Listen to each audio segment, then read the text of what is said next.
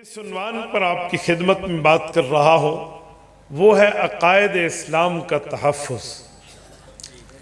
سب سے پہلی بنیادی بات کہ عقیدہ کیا ہے، نمبر دو اس کا تحفظ کیسے ممکن ہے اور کیوں کر ممکن ہے۔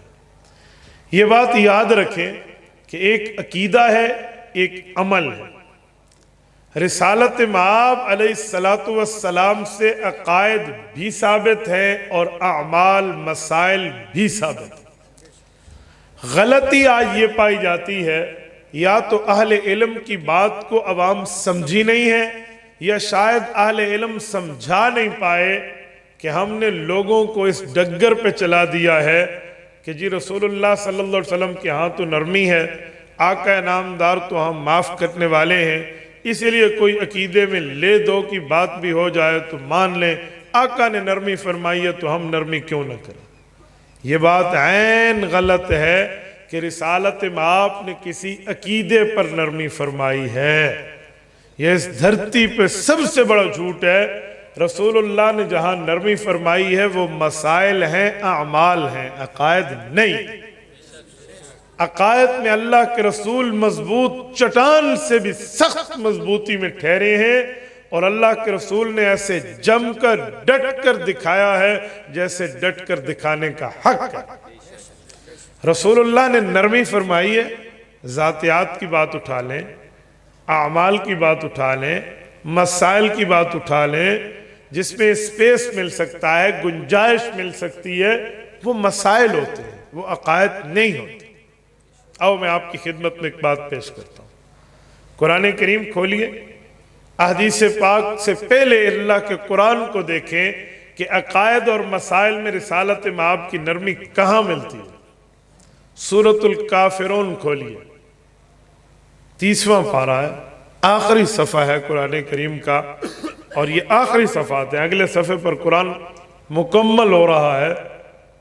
آیت شروع ہوتی ہے قُلْ يَا أَيُّهَا الْكَافِرُونَ لَا أَعْبُدُ مَا تَعْبُدُونَ وَلَا أَنْتُمْ عَابِدُونَ مَا أَعْبُدُ وَلَا أَنَا عَابِدٌ مَا عَبَدتُّمْ وَلَا أَنْتُمْ عَابِدُونَ مَا أَعْبُدُ لَكُمْ دِينُكُمْ وَلِيَ دِينِ۔ یہ کیا کہا جا رہا ہے؟ یہ کفار کو خطاب کر کے کیا سمجھایا جا رہا ہے؟ قُلْ يَا أَيُّهَا الْكَافِرُونَ، محبوبہ آپ انہیں کہہ دیں اے کافروں، لا أعبد ما تعبدون، میں تمہارے ان بتوں کی عبادت نہیں کرتا جنہیں تم کرتے ہو۔ یہ کیوں حضور فرما رہے ہیں؟ کیا انہوں نے کوئی آفر پیش کی تھی؟ کیا انہوں نے رسالت مآب علیہ السلام کے سامنے کوئی لالچ کے انداز میں کوئی سفارش کی تھی؟ جی ہاں، یہ لوگ آئے تھے، انہوں نے کہا تھا توحید کے اعلان میں اتنی سختی مت فرمائیے، ہم سال ہا سال سے ان بتوں کی پرستش کرتے ہوئے آ رہے ہیں، ہم معاہدہ کر لیتے ہیں، پرامس وعدہ عہد پیمان کر لیتے ہیں، میثاق کر لیتے ہیں، اتفاق و اتحاد کر لیتے ہیں اس نقطے پر کہ ہم 1 سال آپ کے رب کی عبادت کریں گے، اللہ کو وحدہ لا شریک مانیں گے، اور جب اگلا سال آئے گا ہم اللہ کی عبادت چھوڑ کے آپ کے سمیت بتوں کو عبادت کریں گے، اور جب یہ سال پورا ہوگا پھر اللہ کی عبادت کریں گے۔ مجھ جیسا کوئی بندہ ہو نا تو وہ کہے گا بات تو بڑی تگڑی ہے، 1 سال ان سے اللہ کی عبادت کروا لو، ان میں اتنا ایمان پیدا ہو جائے گا بتوں کا نام ہی نہیں لیں گے۔ معاہدہ کر لو، 1 سال آنے تو دو، اگلے سال ویکھی ویسی آپ ہے، آنے دو، ہم جیسے بتے۔ لیکن عقائد اور مسائل میں بڑا فرق ہے۔ رسالت مآب نے اس پر کمپرومائز نہیں فرمایا، اس پر حضور پاک ایگری نہیں ہوئے، اور اللہ نے کھلا اعلان فرمایا لا اعبد ما تعبدون، کہ جس کی عبادت تم کر رہے ہو نا غیر اللہ کی عبادت محمد مصطفیٰ نہیں کر سکتے۔ عام طور پہ کامن سینس تو یہ کہتا ہے کہ 1 سال شاید توحید کی چاشنی نے مزہ دے اور یہ چھوڑ دیں، حضور پاک نے نہیں مانا۔ کیوں؟ توحید بشرط قبول نہیں ہے، یؤمنون بالغیب بلا شرط ماننا پڑتا ہے۔ اعلان کرتے چھوڑ دیں۔ اس کے بعد ایک اور آفر ہے، وہ حدیث پاک میں ہے۔ وہ آفر کیا تھی؟ سیرت ابن ہشام میں امام ابن ہشام رحمہ اللہ نے نقل کیا، حضرت رسول اللہ کے شفیق چچا حضرت علی المرتضیٰ رضی اللہ تعالیٰ عنہ کے والد جناب ابو طالب کفار آئے ہیں، کہ ہمارے مذاکرات کرا دے اپنے بھتیجے کے ساتھ۔ انہوں نے کہا تجھے پتہ ہے جب مذاکرات کرنے ہوتے ہیں تو کوئی 50-50 کا کام بنتا ہے، کیا آفر کر رہے ہو، کیا شرط رکھوں اس کے سامنے، کیا مذاکرات کرو گے، کوئی چیز لائے ہو؟ انہوں نے کہا جی بہت سی چیزیں، 3 آپشن ہیں۔ انہیں کہیں خوبصورت لڑکی چاہیے نا، یہ آرڈر کریں ہم اس کے قدموں پر نچھاور کر دیں گے۔ مال و دولت چاہیے، ہم اس کے در کو بھر دیں گے۔ سلطنت و حکومت و ریاست و طاقت و پاور چاہیے، ہم اس کو حکمران وقت اپنا تسلیم کر لیں گے۔ بس ودو لو تدہن فیدہنون، تھوڑی بہت نرمی کر لیں ہمارے ان معاملات میں، ہم نرم ہو جائیں گے، لڑائی ختم، فساد ختم، امن امان کا دور آ جائیں گے، کسی قسم کے ایک دوسرے پہ ہم کوئی بات نہیں کریں گے۔ ابو طالب یہ آفر لے کر اللہ کے رسول کے پاس آتے کہ بھتیجے یہ تجھ سے ایک بات کرنے آئے ہیں۔ کہتے ہیں ہم سال ہا سال سے آ رہے ہیں، آپ کے بھتیجے نے کل یہ کام شروع کیا ہے، اور ہمارے ولیوں کو نہیں، ہمارے نبیوں کو نہیں، ہمارے باپ داداؤں کو نہیں، ہمارے خداؤں کے خلاف بات کرنا شروع کر دی ہے، اسے سمجھاؤ۔ لڑکی چاہیے حسینہ جمیلہ اس کے بستر کی عزت بنائیں گے، دولت چاہیے تو قدموں میں ڈھیر کر دیں گے، اور حکومت چاہیے تو ہم آپ کی رعایا، آپ ہمارے حکمران، آپ ہمارے سلطان، آپ مان لیں، تھوڑی سی نرمی کر لیں۔ اس جگہ یہ بھی نہیں ہے کہ آپ 1 سال بت کی عبادت کریں، یہ وہ آفر بھی نہیں ہے جو پچھلی آفر تھی، تھوڑے سے نرم ہو جائیں۔ کیا؟ توحید چھوڑ دیں، عقیدے میں ڈنڈی مار لیں۔ رسالت میں آپ کا جواب سنیں، آپ علیہ السلام نے فرمایا یا امی لو وضع الشمس علی یمینی والقمر علی یساری الا ان اترک هذا الامر ما ترکتہ۔ چاچو یہ تو دنیا کی چیزیں ہیں، یہ جائیں آسمان پہ سورج کی منتیں کر کے میرے دائیں ہاتھ پہ رکھ دیں، چاند کے ترلے کر کے میرے بائیں ہاتھ پہ بٹھا دیں، کہیں ان کے طلوع و غروب کا تو مالک ہے، جیسے چاہ جہاں چاہ جس طرح چاہ انہیں طلوع کر دے، غروب کر دے، اڑا دے، ڈبا دے، تو اس کے سیاہ سفید کا مالک ہے۔ شرط الا ان اترک ھذا الامر، اللہ کی توحید میں تھوڑی بہت ڈنڈی مار لو۔ اس شرط پر دنیا کی لالچ چھوڑو، یا آسمان کا گویا میرا رات اور دن میری مرضی پر کرنے والے بن جائیں، سورج اور چاند سے ہی مراد ہے، لیل و نہار کی مجھے ابتدا و انتہا کا مالک بنا دیں۔ شرط یہ ہو الا ان اترک ھذا الامر ما ترکتہ، میں سورج اور چاند کو زمین پہ دے مارنے کا حوصلہ رکھتا ہوں، اللہ کی توحید اور دعوت اور عقیدے پر کمپرومائز نہیں کر سکتا۔ اندازہ لگائیں حضور پاک کی مضبوطی عقائد۔ آج ہم کہتے ہیں رسول اللہ نرم ہے، بھائی عقائد میں نرم ہے، کس ڈگر پر ہم نے امت کو چلا دیا؟ آؤ میں ایک عقیدہ اور لاتا ہوں۔ گھر میں آیا ہوا مہمان کتنا قابل اکرام و احترام و مقامات و مرتبات ہوتا ہے۔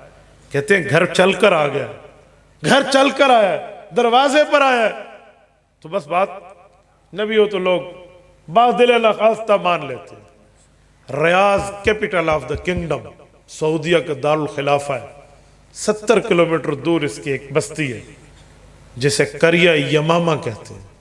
یہاں کا رہنے والا مسلمان یہاں سے سفر کرتا ہے، اس وقت اسے یمامہ کہتے تھے، آج سعودیہ کا دارالخلافہ ہے۔ یہ مدینہ طیبہ آتا ہے، مہمان ہے، مسافر ہے، اجنبی ہے، اور آ کر کلمہ پڑھنے کا اعلان کر رہا ہے بظاہر، اور ساتھ ایک چھوٹی سی بات کرتا ہے کہ میں کلمہ کا اقرار کر رہا ہوں، نماز روزہ سب کچھ مانتا ہوں، بس میرے ساتھ 1-2 باتیں کر لیں، یا تو مجھے نبوت محمدیہ اپنی نبوت میں شریک کار کر لیں، میرے ساتھ پارٹنرشپ کر لیں، آدھے نبی آپ آدھا میں، تھوڑا سا بہت شیئرنگ کر لیں میرے ساتھ۔ یوں نہیں ہے تو پھر ٹھیک ہے، آپ نبی ہیں، آپ کی نبوت چلے گی، لیکن ایک بات میرے ساتھ طے کر لیں، ریٹن میرے ساتھ یہ کر لیں، اسٹیمپ پیپر میرے ساتھ یہ کر دے کہ جیسے آپ کی آنکھ بند ہوگی آپ دنیا سے تشریف لے جائیں گے، میں آپ کی نبوت مانتا رہوں گا، آپ کی وفات میں بھی نبوت آپ کی چلے گی، لیکن آپ کے بعد نبی میں ہوں گا۔ اور اگر یہ بھی قبول نہیں ہے تو پھر میری آخری آفر اور آخری شرط اور بالکل لو لیول پر یہ مطالبہ ہے آپ کے سامنے کہ آپ پوری دنیا کے نبی رہیں، مجھے صرف ایک بستی، ایک علاقے، ایک قریہ، ایک علاقے کا نبی بنا دیں، ایک چھوٹی سی جگہ کا، حکومت آپ کی رہے، نبوت آپ کی رہے۔ وہ بیچارہ سمجھ کے آیا تھا کہ یہ کوئی سرکاری عہدے ہیں، اس لیے میں اس میں شیئرنگ ویئرنگ کر لوں گا۔ اب رسالت مآب علیہ السلام مہمان کی کتنی قدر کرتے ہیں آپ اندازہ لگائیں۔ یہ وہ حدیث ہے جو میں نے جامعہ اشرفیہ میں شیخ الحدیث مولانا فضل الرحیم اشرفی دامت برکاتہم کے سامنے پڑھی ہے تو حضرت اشش کر اٹھے۔ میں نے کہا اللہ کے رسول کی مہمان نوازی کتنی ہے، من کان منکم یؤمن باللہ والیوم الآخر فلیکرم ضیفہ۔ حضور نے فرمایا اگر تمہارے دل میں اللہ کے لیے ایمان موجود ہے اور آخرت کو مانتے ہو اور دین کو تسلیم کرتے ہو تو تمہیں چاہیے، لازم کر رہا ہوں، مہمان کی عزت اور اکرام تمہارے اوپر واجب ہے۔ جو حضور کسی کے لیے فرمائے خود کتنے عامل ہیں اس پر۔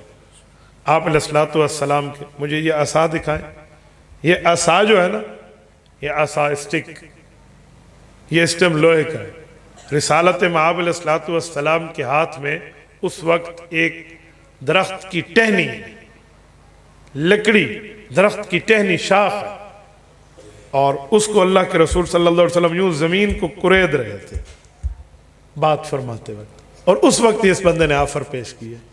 حدیث پاک میں یکنتو یعنی یوں کرید رہے۔ حضور پاک علیہ السلام نے فرمایا مسلمان، کیا کہا؟ عقیدہ ختم نبوت میں سودا بازی کر لو، عقائد پر تیسا شیئرنگ کر لو، عقائد کو اپنی طرف سے ہوتے ہیں۔ اگر تو یہ عقیدے میں شیئرنگ کی بات کر رہا ہے نا، نبوت تو بڑی بات ہے، رسالت تو بڑی بات ہے، پیغمبری تو بڑی بات ہے، اس ٹہنی پر بھی تو بات کرے گا نا، اس ٹہنی پر کہ یہ ٹہنی مجھے دے دو، جس کی ظاہراً میں عام طور پہ لوگوں کی حیثیت نہیں ہوتی کہ درخت کی ٹہنی کیا ہے، اس ٹہنی پر بھی تو بات کرے گا نا، اس نبوت میں ڈنڈی مارنے کے لیے تو یہ لکڑی کی ٹہنی بھی میں تمہیں نہیں دوں۔ اب انداز فَلْيُكْرِمْ ضَيْفَ کی ادھر حدیث ہے کہ مہمان کے اکرام کرے، اور ادھر عقائد پر اس ٹہنی پر بھی سودا بازی نہیں۔ یہ ہے رسالت مآب علیہ السلام کی مضبوطی عقائد۔ اور آج ہم سمجھتے ہیں ڈنڈی مار لے، خیر ہے بھائی، کوئی نہیں مسئلہ، بھائی نرمی ہے تو مسائل میں، نرمی ہے تو میری ذات پہ، نرمی ہے تو ان معاملات پہ جہاں شریعت گنجائش دیتی ہے۔ لیکن اگر عقائد کے مسئلے پر کوئی بات آئے، اللہ رب العزت بھی برداشت نہیں کرتے، رسول اللہ بھی برداشت نہیں کرتے۔ توحید، رسالت، ختم نبوت۔ ذرا آئیے پیغمبر کی جماعت، صحابہ اور اہل بیت کے معیار حق و صداقت ہونے پر یہ جو نظریہ ہے پیغمبر کی جماعت کی عزت اور احترام کا، اس پر بھی کوئی کمپرومائز نہیں۔ رسول اللہ صلی اللہ علیہ وسلم کے سامنے لوگ آئے ہیں، آئیڈیل چاہیے، نمونہ چاہیے، ڈیزائن چاہیے، ہم کیسا ایمان لائیں، آپ ہمیں نمونہ دکھا دیں۔ یہ ویسٹ کوٹ ہے نا بھئی، یہ ویسٹ کوٹ بنانا ہے تو درزی کہے گا نمونہ دے دو، اسی طرح بنا کے دوں گا، نمونہ دے دو۔ تو وہ کہہ رہے ہیں ہم ایمان تو لا رہے ہیں، آپ نمونہ دے دیں۔ تو قرآن کہتا ہے آمنو کما آمن الناس، کہ میری جماعت جیسے ایمان لائی ہے نا ویسے ایمان لاؤ۔ یہ آئیڈیل ہے، یہ نمونہ ہے، یہ ڈیزائن ہے۔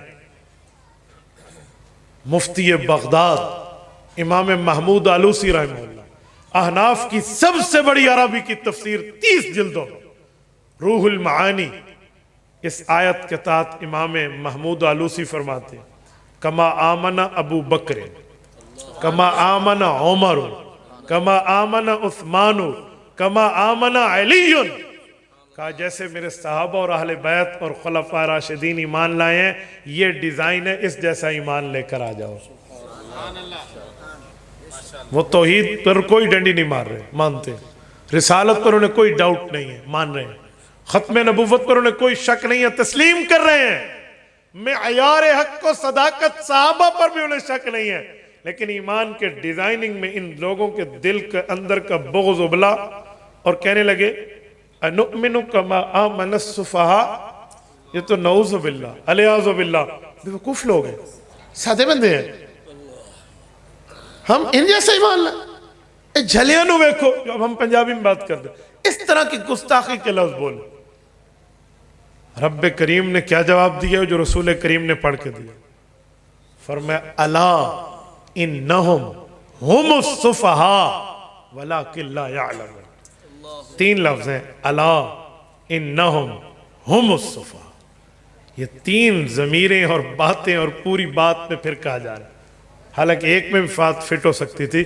اسے انگلش میں کہتے ہیں فورسیبل سینٹنس، مضبوط ترین جمل. فرمایا الا خبردار رہو، انہم تم ہی لوگ، ہم ہاں تم ہی میں، السفہاء بے وقوفی بند ہو کر رہ گئی ہے. ولیکن لا یعلمون تم ایسے بے وقوف ہو، تمہیں اپنی بے وقوفی کا علم بھی نہیں ہے کہ اسے درست کر لو. یہ لوگ نہیں ہیں. اندازہ لگاؤ یہ پیغمبر کے صحابہ کرام کے عقائد میں جو عزت اسلام نے پیغمبر کی جماعت صحابہ اور اہل بیت کو دی ہے، اس پر نو کمپرومائز آن دس عقیدہ. کسی قسم کی کوئی لین دین میں لے دے کی بات نہیں کی. اتنی مضبوطی رکھی ہے رسالت مآب نے. میرے دوستو، یہ 3-4 عقائد میں نے بطور مثال پیش کر کے آپ کو اس بات کو مدلل مبرہن کرنے کی کوشش کی ہے کہ عقائد پر شریعت میں کوئی نرمی نہیں.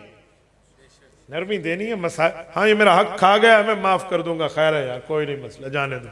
مجھ سے قرضہ لیا تھا نہیں دیا، میں تمہیں نرمی دے رہا ہوں، میں تمہیں تھوڑی مہلت دے رہا ہوں. کہ وہ قرضہ نہ دے سکے نا تو آپ اس کو مہلت دے، روزانہ اتنا پیسہ صدقہ کرنے کا ثواب ہے جتنا اس نے قرضہ لیا. اس میں تو کوئی نرمی ہو سکتی تھی؟ یہ میرے کسی قریبی کا قاتل ہے، چلو میں اسے معاف کر دے رہا ہوں. یعفو اولیاء، قرآن کہتے ہیں اسے وہ معاف کر دے، ٹھیک ہے. فقط جعلنا لولیہ سلطانہ، آپ اس کی فیملی ممبرز کو یہ اختیار دے رہے ہیں، ٹھیک ہے. ان مسائل میں تو چل جائے گا. اس نے چوری کی ہے، معافی مانگی جو ہو گیا. اس سے کوئی غلطی سرزد ہو گئی، میری غیبت کر لی، مجھ سے بہتان فلاں فلاں کر لیا. لیکن عقیدے میں ڈنڈی مارے، نہ اللہ کی طرف سے نرمی ملتی ہے نہ رسول اللہ کی طرف سے نرمی ملتی ہے. یہ ہے عقائد کی مضبوطی.